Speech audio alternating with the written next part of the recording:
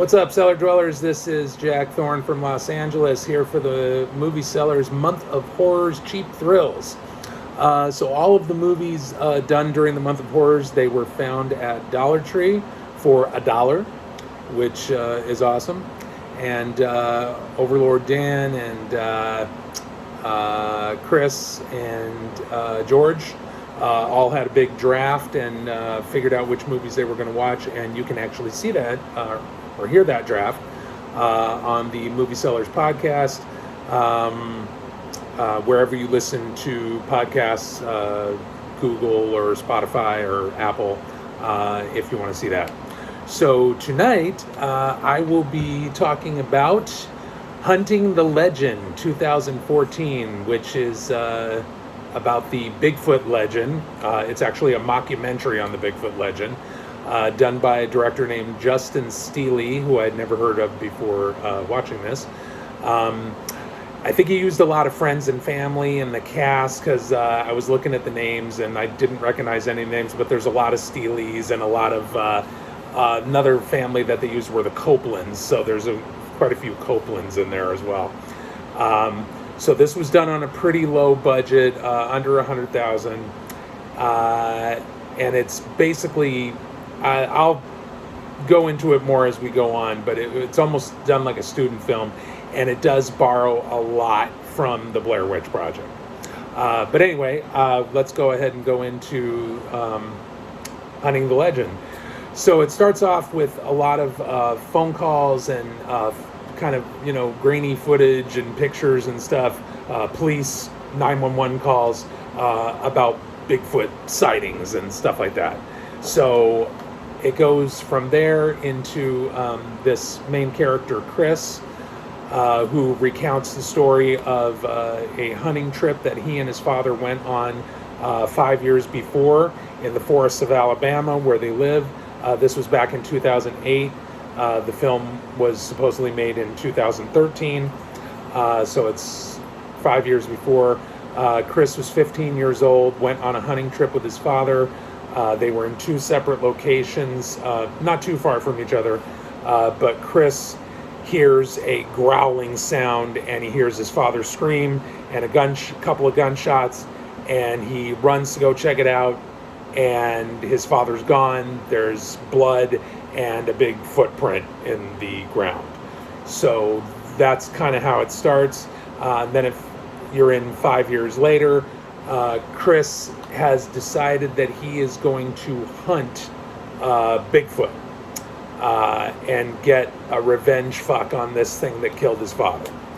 So he, his girlfriend Hannah, and his best friend Jeff, and they are the only two people that believe him about what happened. They decide to join him in this hunt.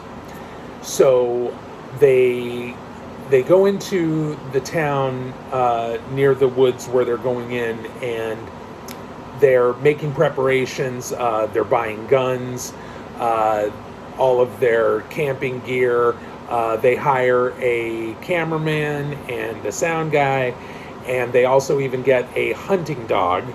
They rent a hunting dog to help them, track this thing down. While they're in the town, they're talking to a lot of the locals and townspeople and trying to, ask them questions.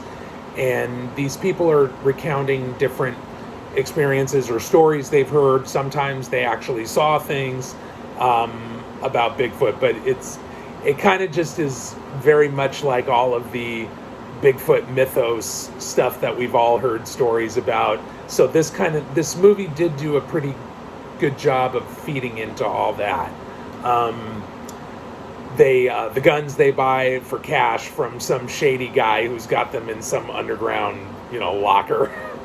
So it's pretty funny, and they tell him, he's all, well, what is this for hunting? And they're like, yeah, it's for, well, honestly, we're just hunting Bigfoot. And he goes, Bigfoot, and he's just got this look on his eyes like, okay, yeah, whatever. I only take cash. So that part was actually pretty funny. So I actually enjoyed that part leading up to it. So they find out about a guy at a record store who in town who supposedly has a footprint, a plaster cast footprint of Bigfoot. So they go over to the record store, they talk to this guy, he tells them a little bit, whatever he knows, he shows them the footprint. There's actually hair from the Bigfoot in the footprint, the plaster cast or whatever. And then he tells them about this guy supposedly that lives in the woods, way back in the woods, who is actually around where the Bigfoot is, and that they should go talk to him. So he sends them, he gives them directions. It's way the fuck back in the woods. So they drive up there. It's in some kind of hunting lodge. So they find the hunting lodge. At first they can't find him. And then he actually jumps out of nowhere with a gun, and he gets the drop on them saying, "Who the fuck are you? What are you doing here? Turn that video camera off, don't move." So he's pretty sketchy. But they try to explain to him why they're there. And he lets them come in and basically interview him, but he keeps asking them, is that video camera on? And they keep lying and saying, no, it's not on, but they actually have it running. And he basically tells them that not only is the Bigfoot legend true, but that there's multiple ones. That it's not just one, there's a bunch. And they're all throughout this whole area surrounding them. So right after that, he hears a noise outside, and it's them. It's the Bigfoot, clan or whatever. So he says, "Stay here, don't move. I'll take care of this." He runs out with the gun, and basically you hear a couple of shots and a scream, and he doesn't come back. So they start freaking out, and they're going, "What the fuck should we do?" They run out the opposite direction back to the car, and they're really contemplating, should we leave or should we actually stay and do this? And so they decide that they're going to stay and do this, and that if they find the guy out there, if he's still alive, they'll help him then, So they go out, they start going into the woods, they start camping. They don't hear much at first, but as the days go on, they start hearing sounds at night, again, very much like the Blair Witch Project.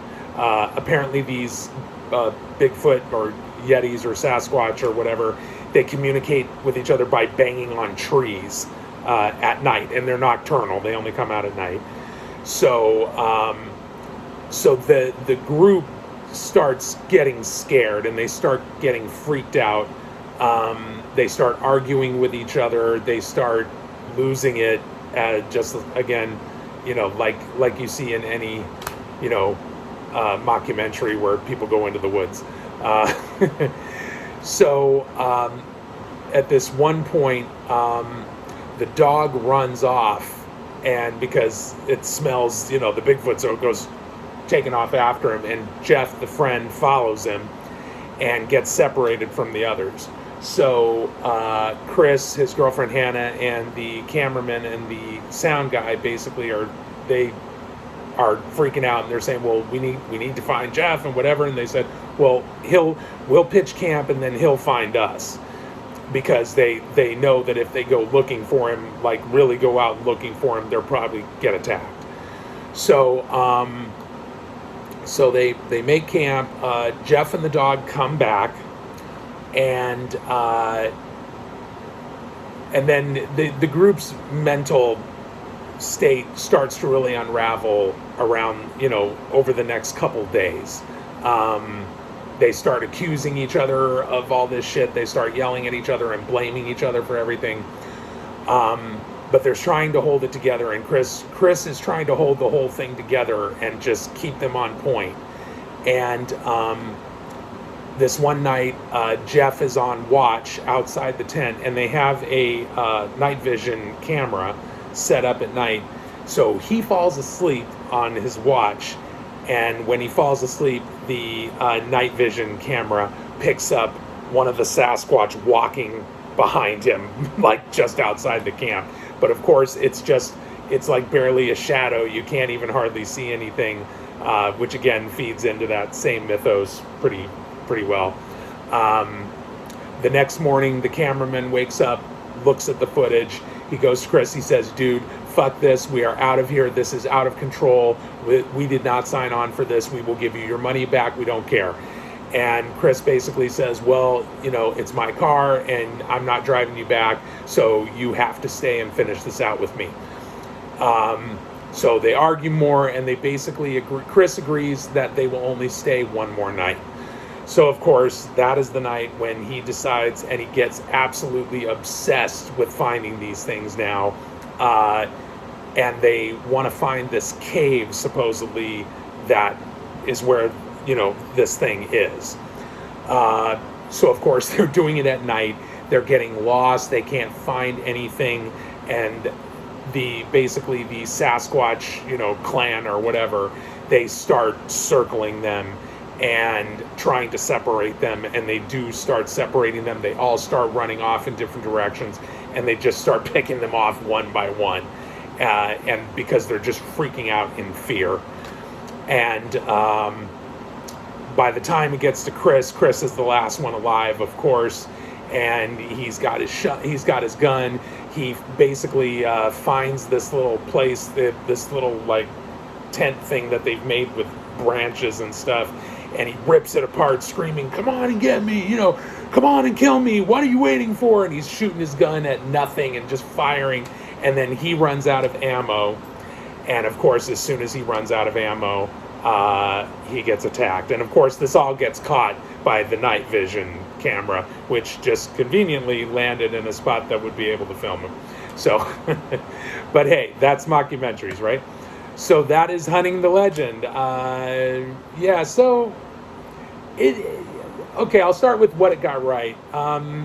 The preparations in the beginning were interesting. The interviews and stuff that they did with these people, and the various preparations they made with buying the guns and getting the dog and all that. That was all done pretty cool. I liked that. The acting wasn't too bad. I mean, it was still kind of very like reality show kind of acting, but it wasn't too bad considering. And you could tell that a lot of it was just improvised and stuff. Again, much like the Blair Witch Project. And it was just, if it was a student film, I'd probably give it a higher rating. But because this was supposedly a professional film, I'm going to give it a 4.5. It wasn't awesome, and it definitely wasn't anything that we haven't seen before. But, it was fun, and it definitely had its moments, and there were some interesting things. One interesting thing, at the end of the movie, there was a title card that came up, and it was in this language supposedly called Salish, which is the language of the indigenous people, I guess, of the Pacific Northwest in Canada and America, which is funny because this is down in Alabama, so I guess somehow they migrated. And basically, these things talk, and it talks in this kind of beastly voice, like, you don't see them talking, but you hear it. And on the title card, basically it says something like, we've been here forever, and this is our land, and we rule it. And so they're basically saying we're top of the food chain here. So it was just kind of weird. I definitely wasn't expecting that at the end. But anyway, that's Hunting the Legend. So check it out if you like. It's cool in some parts, and some parts are okay. But I had fun. It was fun. It was a good time. Anyway, thank you again, guys, for asking me to do this. The Movie Sellers, Month of Horrors, Cheap Thrills, and we will catch you on the flip side. See you later.